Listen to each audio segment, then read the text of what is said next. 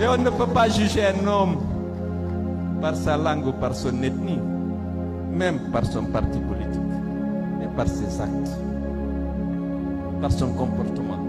Soyez tranquille. Erguine, je vous raconte comment ça s'est passé. Je n'aime pas revenir avoir l'air de me défendre, parce que je n'ai jamais fait état de ça, ni dans la presse, ni dans rien. J'ai toujours laissé les dossiers sur là. Vous savez, à l'avènement du CMRN, les partenaires au développement, notamment les institutions du Bretton Woods, ont demandé de privatiser toutes les entreprises publiques.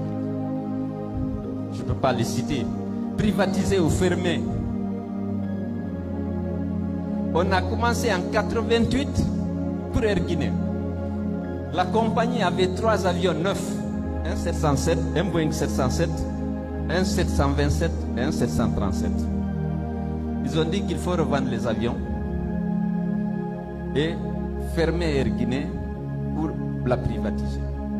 En 88, j'étais un simple fonctionnaire à la Banque centrale, mais je suivais le processus.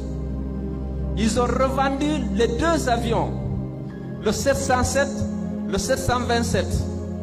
Ils ont dit qu'il faut laisser le 737 pour les voyages du président. On n'a pas achevé la privatisation. Donc l'avion était resté là avec 500 personnes qui travaillent et qui doivent être payées par la compagnie. C'était à la fois l'avion présidentiel, le président voyageait beaucoup à l'époque, il voyageait avec l'avion et lorsqu'il n'est pas là, il n'y a pas de transport. Les déficits se sont accumulés, les subventions ont augmenté. Le fonds et la banque sont revenus à la charge pour dire il faut liquider Air Guinée et laisser l'avion au président, ou il faut chercher un partenaire à avoir une compagnie de taille moyenne.